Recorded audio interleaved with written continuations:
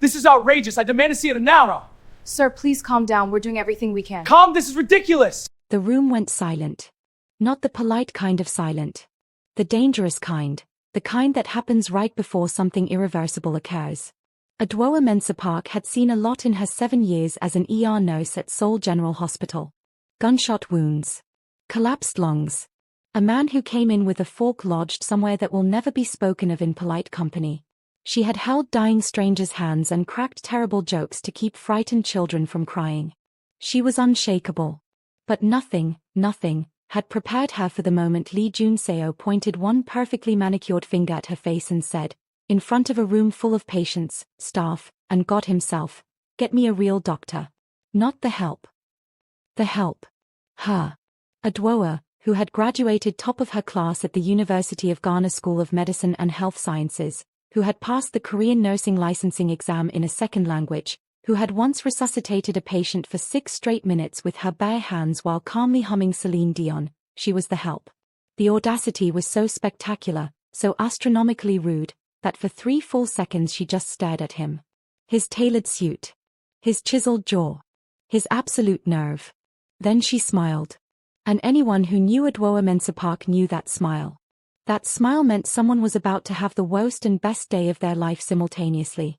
What Lee Jun-seo did not know, what nobody in that ER knew, was that the man whose name was on the deed to every building Lee Jun-seo's empire operated out of, the man who quietly owned 40% of his most profitable import routes, the man who Lee Jun-seo feared more than death itself, was currently sitting at home, probably burning dinner, waiting for his wife to come home from her shift. His wife. Adwoa. The help. Before we begin, my mum said this video cannot reach 10,000 views and 1,000 subscribers. Let's prove her wrong. Smash that like button, subscribe right now, and drop in the comments where you are watching from. Now let's get into this story. I have sewn up worse things than your ego. Sit down. Adwoa had a theory about powerful men. The more dangerous they actually were, the quieter they became in public. Truly scary men didn't need to announce themselves. They walked into a room and the room adjusted. She'd seen it with her own husband. Park Sung-jin could silence a crowd just by existing, and he'd never once raised his voice in her presence. Not even when she'd accidentally put his dry-clean-only blazer through the washing machine at 60 degrees.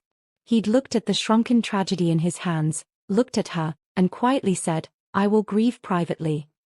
Lee Jun-seo was the opposite of that. He was loud. Performative. The kind of man who needed everyone in the room to know he was important because, somewhere deep down, he wasn't entirely sure himself.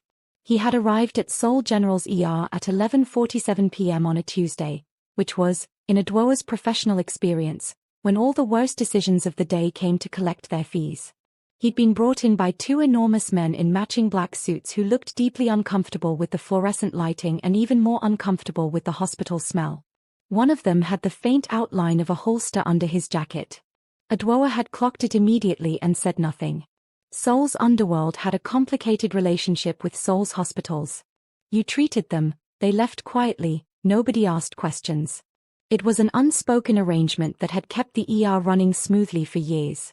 Laceration to the forearm, the triage nurse had murmured as she handed Adwoa the chart. Not cooperative. Adwoa had glanced at the notes. Vitals stable. Wound was nasty but manageable. How not cooperative are we talking? Scale of 1 to fork incident. Fork incident adjacent. Wonderful. She had straightened her hijab, dark green tonight, her Tuesday color, because Adwoa Mensah-Park had a color-coded hijab system and she would not be taking questions, clicked her pen, and walked into Bay 3 with the specific energy of a woman who had already handled 14 crises before 9 a.m. and was operating on hospital cafeteria coffee and sheer stubbornness. Lee Jun-seo sat on the examination table like it was a throne he'd been placed on against his will. He was, objectively, extraordinarily handsome in the way that expensive, dangerous things often were. Sharp jaw, dark eyes, thick black hair that was artfully disheveled from whatever incident had landed him here. His suit jacket was gone.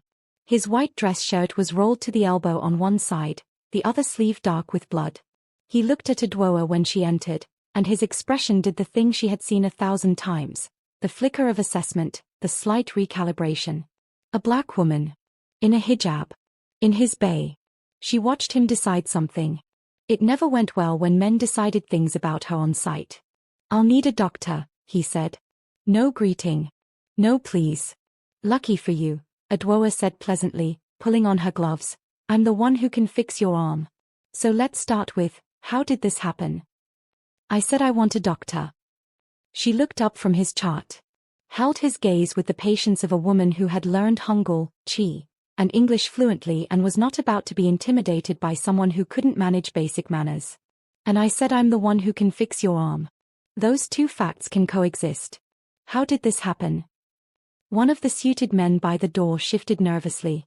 Even they could feel it, the quiet authority Adwoa carried without seeming to try. But Lee Junseo was apparently immune to atmospherics. He looked past her, through her, and raised his voice slightly. Just enough to be heard by the nurses' station outside. "Is there someone else? Someone qualified?" The bay got very quiet. Adwoa set down his chart. Slowly. Deliberately. She tilted her head at him the way her grandmother used to tilt her head at market vendors who tried to overcharge her, with a sweetness that was actually a warning. "I have a BSc from the University of Ghana, a Korean nursing license I passed in my second language, 7 years of ER experience, and I once kept a man alive with my hands for 6 minutes while calmly singing. I am, without question, the most qualified person in this bay." She picked the chart back up. "Now, how did you get this laceration?" He stared at her. She stared back. Then, in a move that she would later describe to her husband as the audacity reaching its final form, Lee Junseo turned to the nurse hovering in the doorway and said loudly, "Get me a real doctor. Not the help." The words landed like something thrown. The help. Adwoa felt it, the specific sting of it, the way it was designed to diminish, to reduce, to remind her of some hierarchy he'd decided existed. She'd felt it before, in different countries, in different languages, in different rooms. It never stopped being a specific kind of cold. But she was a Mensa woman. And Mensa women didn't break. They redirected. Her smile came out, the one her husband called that smile, the one that had made him fall in love with her at a dinner party 3 years ago when she'd used it on a condescending business associate and reduced him to stammering apology in 40 seconds flat. "Sir," she said, her voice warm as honeyed tea and sharp as a scalpel, "I am going to clean and suture that wound, and you are going to be very polite about it, because the alternative is that I leave you here to find your real doctor at midnight in Seoul, and I genuinely do not have time to watch that go badly." She snapped a fresh glove. "Your arm. Now. Please." The silence stretched. Then, impossibly, one corner of his mouth moved. Not quite a smile. Something more complicated than that. He extended his arm. She got to work. And somewhere across the city, in a penthouse apartment that overlooked the Han River, Park Sung-jin burned his second attempt at Adwoa's jollof rice recipe, stared at the smoking pot, and texted his wife. "How's your night?" She would text back an hour later, "Interesting. Tell you when I get home." She had no idea how true that was. He burned the rice. He always burns the rice when he's nervous, and he is never nervous. Park Sung-jin had a rule about his personal life. It stayed personal. In the world he operated in, the careful, loud, shadow economy world of Korea's most powerful informal networks, personal information was currency, and currency got stolen. So his home was his home. His marriage was his marriage. And Adwoa was the one thing in his life that existed entirely outside the spreadsheets and the silent agreements and the men who wore suits and said very little. He had told her, on their third date, that he was in asset management. Which was technically true. He managed assets. Many of them. Across several industries that didn't always intersect with the conventional economy. She had looked at him over her ginger tea and said, "Asset management. Right. And I'm in people maintenance. We're basically the same." And then she'd laughed, that laugh, the full one that came from somewhere real, and he'd thought, quietly and with total certainty, "I'm going to marry this woman." He had not told her the full scope of asset management until 6 months in, when a situation had made concealment impossible. He had sat across from her in their apartment, hands on the table, and told her everything. The networks. The routes. The kind of power he held and what it cost. She had been quiet for a long time. Then she'd said, So when you said you were in asset management, you meant you were basically running a shadow empire. That's one framing. Sungjin. She'd leaned forward. Are you good to the people under you? Do you protect them? Yes. Do you hurt innocent people? Never. Another long pause. Then, the rice is burning. I know. Go get the rice. He'd gotten the rice. And when he'd come back, she'd said, okay. I love you. We'll figure out the rest. And that had been that. That was a Dwoa. She didn't process things the way other people did, in spiraling anxiety or dramatic confrontation. She went quiet, found the center of the thing, decided how she felt, and then acted. It was the quality he admired most in her. Among many. He burned the rice again tonight because he was, in fact, nervous, though he would never have admitted it to anyone. It was a small nervousness, the kind that lived in the back of his chest when Adwoa worked late shifts and the apartment was too quiet. He knew, logically, that she was safer than almost anyone in Seoul. He had made very quiet, very thorough arrangements to ensure that nobody touched anyone connected to him. The city understood this. But the hospital was her domain, and in her domain, he had no jurisdiction. She would have it no other way. I am a nurse, not a mob wife, she had told him once, with great dignity, when he'd suggested she might consider a less exposed profession. I did not pass a licensing exam in Korean, Sungjin, to sit at home looking decorative. I will continue to fix people, and you will continue to manage your assets, and we will meet back here for dinner. He had not raised it again. He was scraping the burned rice into the bin when his phone buzzed. Not his personal phone, the other one. The one that only rang when something required his attention in the other half of his life. He looked at the screen. It was his intelligence coordinator, a quiet man named Mr. O who communicated exclusively in bullet points and mild understatement. The message read, Lee Jun-seo admitted to Seoul General ER tonight. Thought you should know. Sungjin was very still for a moment. Lee Jun-seo. The man who had been quietly testing the edges of Sungjin's territory for 6 months. Small incursions. Carefully deniable. The kind of man who didn't understand that the most dangerous people in any room were the ones who didn't need everyone to know they were dangerous. He typed back, which ER? Mr. O's response was immediate, Seoul General. Sungjin set the phone down very carefully. Seoul General. Where Adwoa was working tonight. He picked the phone back up and texted his wife, how's your night? The 3 dots appeared, then disappeared. He'd have to wait. He started a third attempt at the rice. He insulted her. Then he had the nerve to be fascinating. Adwoa had a complicated relationship with fascinating people. She could handle rude.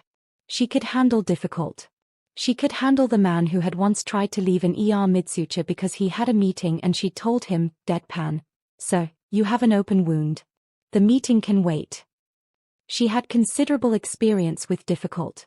What she was less practiced at was someone being both insufferable and unexpectedly interesting. Lee Jun-seo, as it turned out, was both. She cleaned the laceration in professional silence, her hands steady and sure. It was a clean cut, blade, not glass. She'd seen enough of both to know the difference. She said nothing about this. It was not her business. Her business was the wound. He watched her work with the disconcerting focus of someone who was recalculating something. You're not Korean, he said. Correct. Your Korean is perfect. I know. A pause. Where are you from? She glanced up briefly. Ghana. Something shifted in his expression, something she couldn't quite read. You came from Ghana to work in a Seoul ER. I came from Ghana to live. The ER is where I happen to be excellent. She returned her attention to the wound. This is going to need 8 sutures. You'll need to keep it clean and dry for at least. Why did you stay? He asked. After what I said.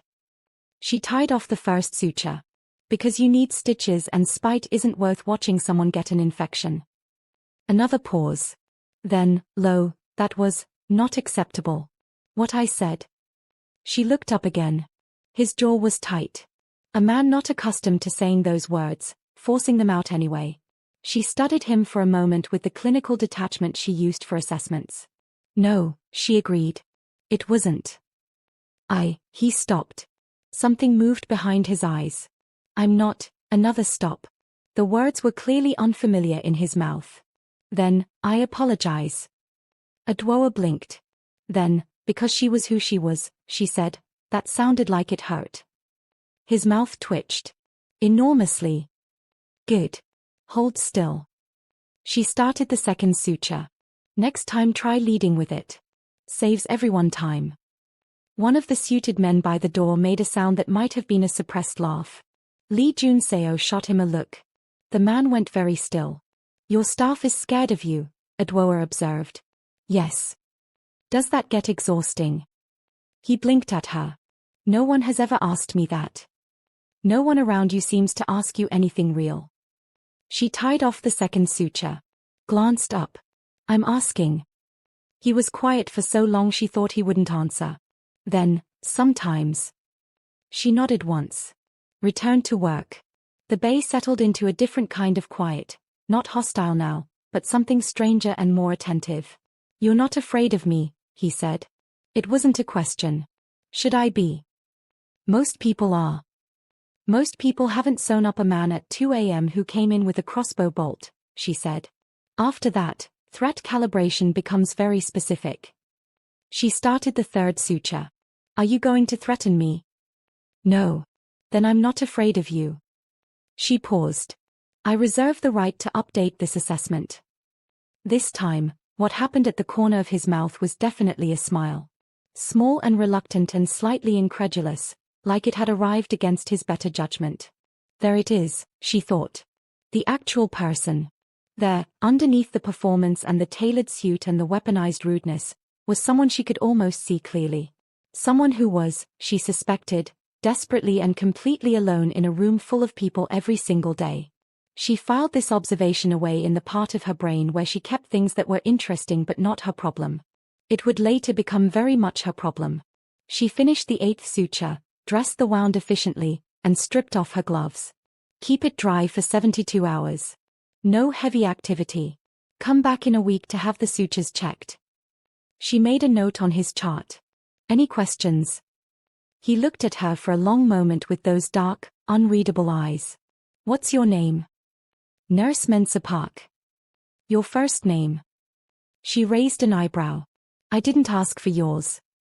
Lee Junseo. I know. It's on your chart. She handed him the aftercare sheet. 72 hours, dry. Good night, Mr. Lee. She walked out of the bay with her chin up and her green hijab straight and the very specific satisfaction of a woman who had handled something with complete precision. She did not look back. Behind her, Lee Junseo sat holding his aftercare sheet and looking at the door she'd walked through with the expression of a man who had just realized he had made a significant error in judgment, and was, against every instinct he possessed, glad about it.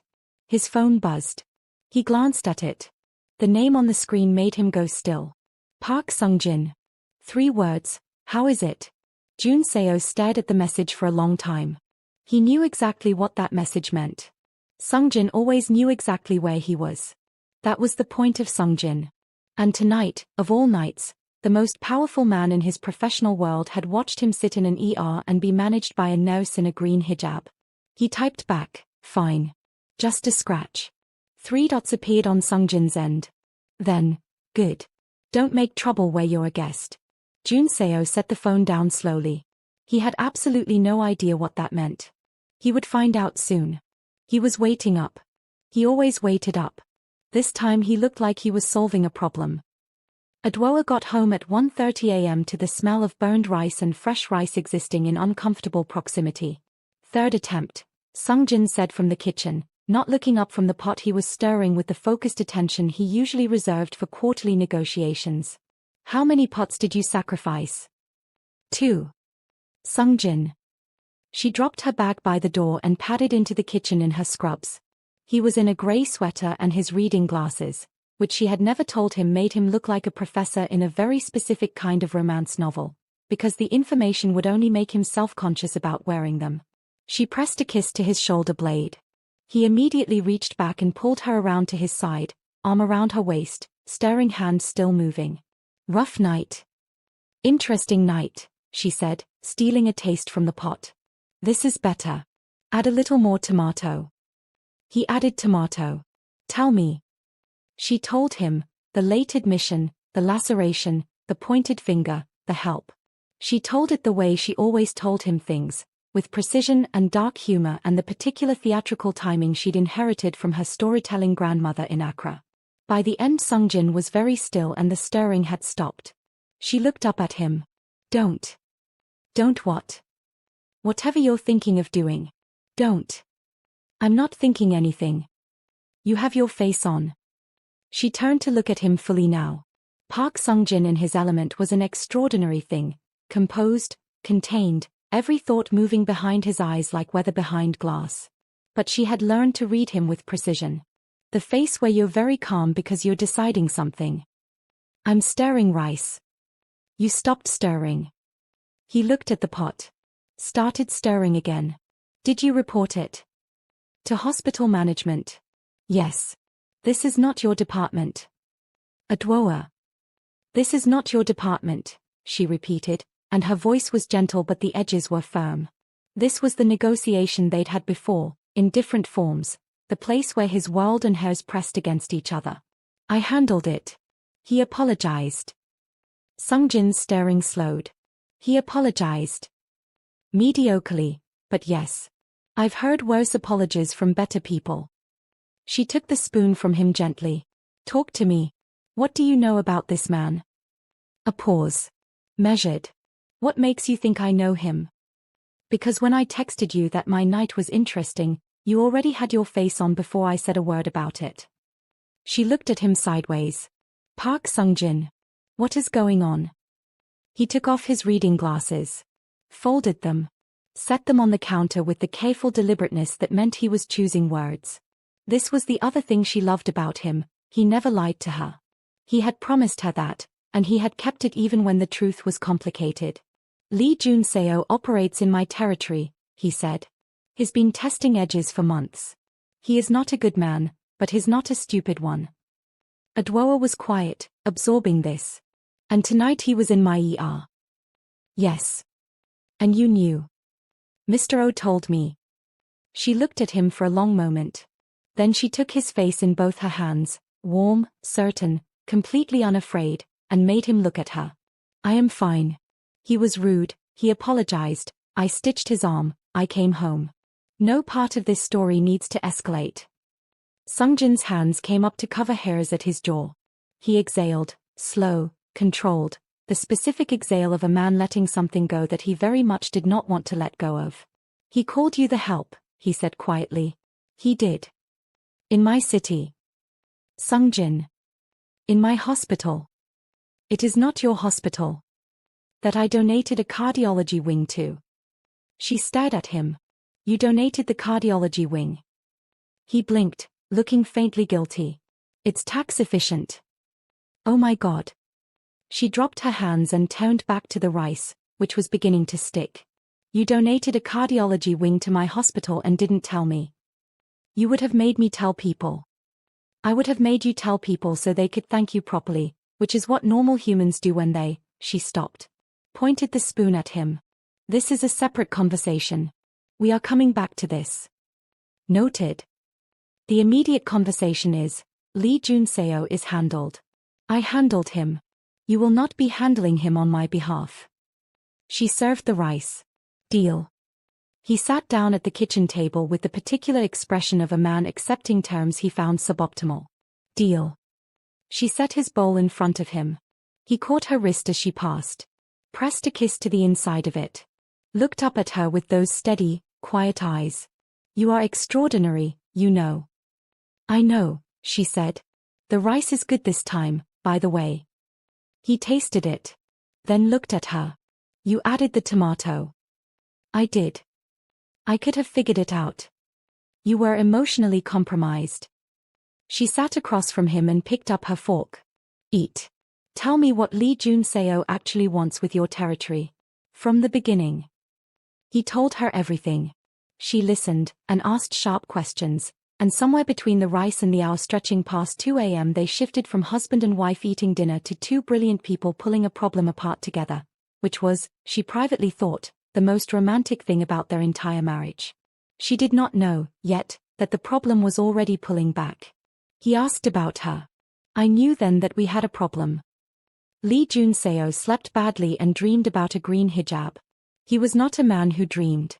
Or rather, he was not a man who remembered his dreams. They were scraped clean each morning by the discipline of a life that had required, from a very young age, that feelings be practical things, kept only when useful and discarded when not. This made the green hijab profoundly inconvenient. He was at his desk by 7 a.m., which was normal.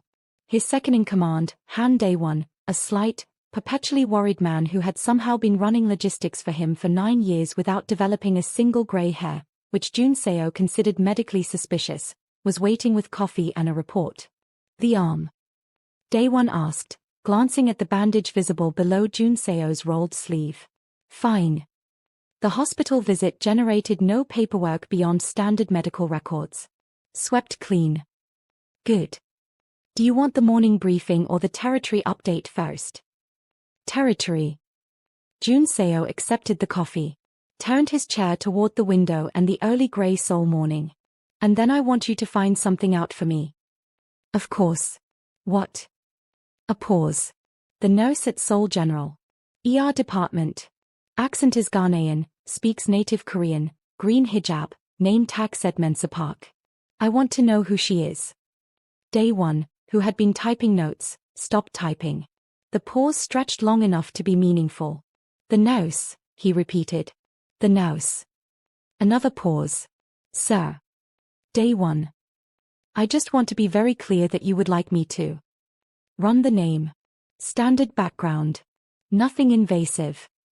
Junseo turned from the window. You have 5 minutes before I change my mind about explaining myself. Running the name, Dae-won said immediately, and went back to typing. The results came back in 20 minutes, which was fast even by their standards. Dae-won set the tablet on the desk in front of Junseo and then took 3 careful steps backward, which was the physical equivalent of "this is not my problem." Junseo read the file. He read it twice. He set the tablet down. Dae-won. Sir. You saw this. I assembled it personally, sir. Mensa Park. Junseo's voice was very controlled. Park. Yes, sir. Park Sungjin's wife. Yes, sir. Junseo picked up his coffee. Set it back down. Picked it up again. I called Park Sungjin's wife the help. That appears to be what happened, sir, yes. In his hospital. Dae-won's eyebrow moved approximately 1 millimeter upward. The cardiology wing situation is, yes, documented. Junseo stood up from his desk. Walked to the window. Stood there for a moment looking at Seoul like it had personally arranged this situation to humiliate him. Does he know? He asked. Mr. Park. Dae-won consulted his phone. The intelligence suggests his network was tracking your hospital admission in real time. So, yes. With high probability. And he didn't. Junseo stopped. He texted me last night. Don't make trouble where you're a guest. Ah, said Dae-won, with the tone of a man understanding a chess move 3 turns after it was made. The guest. Junseo had been in Sungjin's territory, Sungjin's hospital, Sungjin's ER, and had insulted Sungjin's wife, and Sungjin had said nothing beyond the mildest conceivable warning because he either didn't know the full extent yet or, more likely, and more dangerously, he was waiting to see what Junseo would do next. It was, objectively, the most elegant trap Junseo had ever walked into. Cancel my 9 a.m., he said. Done. And my 10. Done. I need to think. Of course, sir. Dae-won gathered his materials. At the door, he paused. For what it's worth, she sounds remarkable. Junseo didn't turn from the window. You pulled the incident report. Standard procedure. What did it say? That she completed the sutures, filed a discrimination report against you through proper channels, and then went to check on a pediatric patient 2 bays over before finishing her shift. Dae-won's voice was carefully neutral. The pediatric notes indicate she brought the child a paper crane she'd folded herself during her break. The window offered no response. You made a mistake, sir, Dae-won said, not unkindly. The question is what kind of mistake, the kind you walk away from, or the kind that matters. He left Junseo alone with Seoul and the grey morning and a bandaged arm and the growing, inconvenient certainty that he had met someone extraordinary last night and led with the absolute worst of himself. And somewhere across the city, Park Sung-jin read Mr. Oh's latest report, his running her name, set it down, and did something he almost never did. He laughed. Then he texted Adwoa, "How do you feel about having lunch today?" Her response, 40 seconds later, "I feel excellent about it." "Someplace good?" He typed back, "The best place in the city."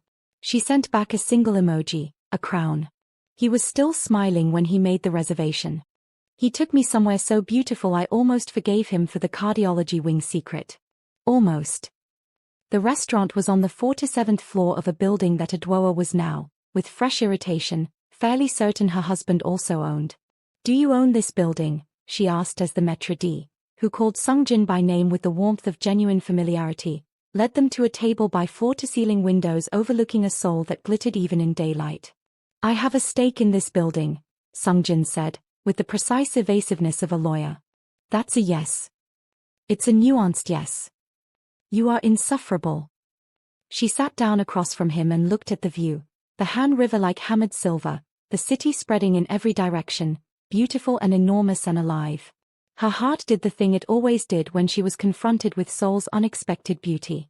She pressed her hand to the window briefly like she was taking its temperature. "Okay. It's gorgeous. You're still insufferable, but this is gorgeous." "I know." He was watching her, not the view. He always watched her instead of the view. She turned from the window and caught him at it and gave him the look. "Stop. I'm not doing anything. You're doing the thing." "What thing?" "The thing where you look at me like I'm the view." She picked up her menu. "It's very effective and you know it, and I refuse to let it work today because we have unfinished business." "The cardiology wing." "The cardiology wing." She set down the menu. "Sung-jin. My hospital. You funded a cardiology wing in my hospital and you told me nothing. You love that hospital." "That is not the point. I love you. I wanted to give something to the place you love. And," he added, carefully, "I knew if you found out you'd make me do a ribbon-cutting ceremony and smile for cameras." She opened her mouth. Closed it. "I would absolutely have made you do a ribbon-cutting ceremony." "I know. It would have been good for your soul." "My soul is fine." "Your soul is a small dark room that gets occasional sunlight through a cracked window, Sung-jin.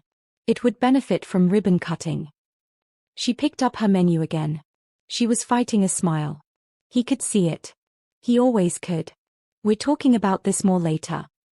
"Later," he agreed, with the composure of a man who understood he had won the immediate skirmish. They ordered. She got the spicy braised galbai and a glass of something cold and sparkling. He got the same because he always unconsciously ordered what she ordered, which she found outrageously endearing and had never told him. The food came and they ate the way they always ate together. Talking, interrupting, stealing from each other's plates, laughing at things that only made sense to them. This was the part that still caught her off guard sometimes, that she had built this warm, specific, ridiculous ordinary life with this contained and extraordinary man. She had come to Seoul for a career and stayed for complexity and found, improbably, this. "Tell me about Junseo," she said, during a pause. He looked at her over his glass. "What do you want to know? What kind of man is he?" Underneath the performance. Sung-jin considered this with his usual seriousness. Ambitious. Talented in his field. Had a difficult beginning. He built everything himself, which means he has the particular insecurity of people who can't quite believe they deserve what they have. He paused. He has a code. Unusual in his world. He doesn't hurt civilians. He has rules about that. So there's a real person in there. There's always a real person. "He apologized to me," she said. It looked like it cost him something. Sung-jin set down his fork. Looked at her. "Adwoa. I'm not forgiving him, I'm analyzing him. There's a difference." She ate a piece of galbai. He looked at me like a puzzle he hadn't expected to encounter. "He looked into you," Sung-jin said. "This morning. He ran your name." She looked up. "He found out who I am." Within the hour. She was quiet for a moment. And now? Now we wait. A corner of his mouth shifted. He'll reach out. He'll want to fix it. His pride will fight with his intelligence for approximately 48 hours and then his intelligence will win. How do you know? Because mine would. She looked at him across the table, this man she'd chosen, this quiet revolution of a person, and felt the specific tenderness that came from knowing someone fully. When he reaches out, she said, I want to handle it. Adwoa. My call. My territory. She extended her hand across the table. Deal. He looked at her hand. Then at her face. The negotiation moved behind his eyes. Then he put his hand in hers. Deal. She squeezed once. Let go. Picked up her fork. Good. Now tell me more about the Han River property because I passed it this morning and it has your fingerprints all over it. He had the grace to look slightly caught. She laughed all the way through dessert. He called the hospital. He left a message. He said please twice. The message arrived through the hospital's formal channels at 3:14 p.m. the following day. Adwoa read it twice at the nurse's station while her colleague June peered over her shoulder with complete shamelessness. He sent flowers. June said. He sent a formal letter of apology to the hospital administration and flowers to the nursing station. Adwoa read the letter again. It was, she had to admit, excellently written. Specific, unflinching, no deflection. He named what he had said. He named why it was wrong. He didn't say it was out of character, he said only that it was inexcusable. And he asked, formally, for the opportunity to apologize to her personally if she was willing. At the bottom, in what she suspected was his actual handwriting rather than typed text, were 2 words, please consider. 2 pleases, June breathed. This man said please. Twice. He did. Is he handsome? Adwoa thought of the sharp jaw and the reluctant smile and the way his eyes had done that recalculating thing when she'd handled him. Irrelevant, she said. That means yes. June pressed a hand to her heart. You have to meet him. I don't have to do anything. Adwoa. The man sent roses. And lilies. And what I believe is a bird of paradise which is not easy to find in Seoul in winter. Adwoa looked at the flowers. They were, objectively, magnificent. She thought of Sungjin's voice, his intelligence will win. She thought of her own hands on that laceration, and the silence in the bay after the help, and then, the reluctant, effortful apology. The paper crane she'd folded for the child in Bay 5. The way she was woven into this city now, this life, this love. She thought, I am not a side character in any story. Not his, not Sungjin's. My own. She picked up her phone and called the number on the letter. It rang twice. Nurse Mensa Park. His voice was immediately recognizable, low, controlled, carrying that perpetual gravity. But something in it was different from the ER. Careful.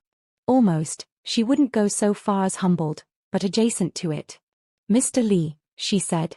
I got your letter. I hope it was adequate. It was better than adequate. She moved to the break room for privacy. You have a good letter writer. A pause. I wrote it myself. She absorbed this. It was very good, then. I meant it. I know. She sat down. Why? Why did I mean it? Why does it matter to you? You don't know me. You could have moved on. A longer pause. She heard something on his end that might have been movement, standing, maybe, or turning toward a window. Because I was wrong. And the way I was wrong was, specific. Deliberate. I chose it. His voice was measured but not detached. That kind of wrong is the kind a person should have to account for. Adwoa was quiet for a moment. Then, you want to apologize in person? Yes. Why in person? The letter was thorough. Because, he said, I looked at you through a window I made smaller than you were. I want to see you without the window. She blinked. Of all the things she'd expected Lee Junseo to say, it was not that. That was a very good line, she said. I know. Did you practice it? 3 times. She laughed before she could stop it. The real one, the full one. There was a sharp silence on his end, like someone who had been startled by something unexpected. Coffee, she said. Not dinner, not anything long. Coffee. Public place, 30 minutes, and I'm choosing the cafe. Of course. And Mr. Lee. She stood up. I want you to understand something before we meet. My time is not a consolation prize and my presence is not forgiveness. Coffee means I'm giving you the chance to be better than you were. Whether you take it is your business. Silence. Then, understood. Good. She checked her watch. Thursday. 2 p.m. I'll send the address. She hung up before he could respond. She sat in the break room for a moment, looking at her phone. Then she called Sungjin. He picked up on the first ring. How did it go? You already know I called him. Mr. O may have mentioned. Mr. O is everywhere. He's thorough. She smiled at her phone. I'm meeting him Thursday. Coffee. A beat. And you want me to do nothing. I want you to trust me. The silence was short and warm. Always, he said. Are you going to tell him that you're my husband? She considered. When the time is right. She paused. Are you going to tell him that he insulted my wife in my hospital and survived purely because she asked me not to intervene? Sungjin's voice was dry. I'm letting that information arrive naturally. You're diabolical. I'm patient. There's a difference. Mitchum. She stood. I have to get back. I love you. I love you. A beat. A dwoa. Yes. Wear the red hijab. Thursday. She stopped. Why the red one? Because it's the one you wear when you want to be taken seriously. She was quiet for a moment, moved by the fact that he knew this, that he tracked her colors, that he was the kind of man who paid that kind of attention. You notice too much, she said softly. Only about you, he said. And hung up. She stood in the break room of Seoul General Hospital's ER, in the wing her husband had funded without telling her, and she smiled at the wall for approximately 10 seconds before she went back to work. He walked in early. He ordered before I arrived. He got my order right. The cafe was in Insadong, which Adwoa had chosen deliberately, neutral ground, public, the kind of place where artists and students and tourists made it impossible for anything too formal or too charged to take root. She arrived 2 minutes early, because she was always 2 minutes early, and found Lee Junseo already there.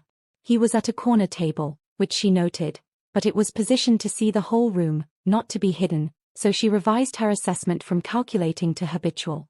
He wore a dark navy coat over a simple black knit. No entourage visible, though she'd have bet significant money they were somewhere in a 20-meter radius. He looked up when she walked in. He stood. She paused. He didn't have to stand. He did it anyway, automatic as breathing, and it rearranged her assessment slightly. There was something underneath the performance that had been taught very old manners. On the table were 2 cups. She sat down. Looked at the cups. You ordered. I took a chance. She looked at her cup. Lifted the lid. Ginger tea, not coffee. She looked at him. How? Your chart noted an allergy to caffeine. He sat across from her. Combined with the way you drank what I assumed was herbal tea in the bay while you worked. A pause. I also asked the head nurse on your ward. You called my ward. I called your ward. She stared at him. That's either very thoughtful or deeply invasive. I was hoping for thoughtful. The jury is considering. She lifted her cup. Drank. It was exactly right. Ginger with a little honey, not too sweet. She set it down. You researched me. Yes. What did you find? A pause. His eyes held hers. More than I expected. The words landed carefully, not in the way that suggested he'd found out about Sungjin, but in the way of someone who had read a file and found a person in it. University records. Licensing exams. Years of work. And, she said, and I owe you a better apology than letters and flowers. He placed both hands on the table, flat, an open gesture, nothing closed or defended about it. I used your appearance to dismiss your competence. I did it in public and I did it deliberately because I wanted control in an environment where I had none and I chose a target. His jaw was tight. That's what it was. A choice. Not a mistake. Adwoa looked at him for a long moment. That, she said, is a real apology. I know the difference. Most people don't. She wrapped both hands around her cup. Why does control matter so much to you in hospitals? He was quiet. My mother died in one. I was 17. He said it without performance, just a flat fact placed on the table between them like a stone. I couldn't, there was nothing I could do. Since then I find them. He paused, choosing the word with a precision she recognized as habitual. Disorienting. So you tried to create control where you didn't have any? Yes. At my expense. Yes. A beat. I'm not telling you this as an excuse. I'm telling you because you asked why. Adwoa studied him. This was the real person, not the ER performance, not the tailored suit and the weaponized rudeness, but this. A man who had learned very early that vulnerability could kill you and had built architecture around it, and who was now, carefully and with some difficulty, showing her the inside of one wall. I lost someone in an ER too, she said. My father. I was 22. She met his eyes. That's why I work in one. I know it sounds contradictory. It doesn't, he said immediately. It sounds like exactly the kind of thing you would do. She blinked. You don't know me. No. His voice was quiet and certain. But I've been thinking about the things you said in that bay since Tuesday. You don't retreat. Even when you should. He looked at her steadily. That's not a common quality. The cafe moved around them, students laughing, the hiss of an espresso machine, winter light through the windows. Something was happening that Adwoa would later describe to her husband with great dignity as a shift, refusing to use the word she was actually thinking, which was connection. Mr. Lee, she said, and her voice was different now. Not the nurse voice, not the professional register, but the one she used when she was being honest and they both knew it. I need to tell you something. All right. My name is Adwoa Mensa Park.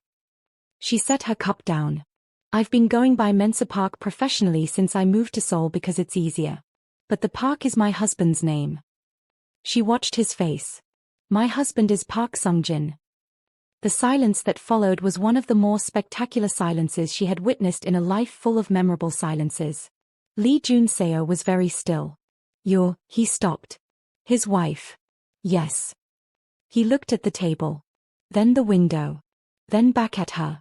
Something moved through his expression in sequence, shock, rapid recalculation, something that might have been the specific horror of a man replaying every event of the past 48 hours through a new and catastrophic lens. He knows. He's known since the night it happened. And he didn't. Jun-seo stopped again. He didn't, she confirmed. Because I asked him not to. The look on his face was extraordinary, she would remember it for years. The expression of a man who was powerful and strategic and had spent a decade learning every angle of every room he entered, encountering a situation that had played out in a direction he had genuinely not modeled. He let me apologize to you, Jun-seo said slowly. He let me come here. He let you, he paused. He gave me the chance to be better. I gave you the chance, she corrected, gently but clearly. He trusts my judgment. There's a difference. Jun-seo looked at her across the table, the red hijab, the steady eyes, the ginger tea, and she saw it happen. The same thing she'd seen in the ER, but larger now, more complete. The recalculation. The revision. What does he want? Jun-seo asked. From me. In exchange for.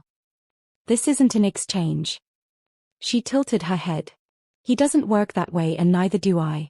I'm telling you because you were honest with me and you deserved honesty back. She paused.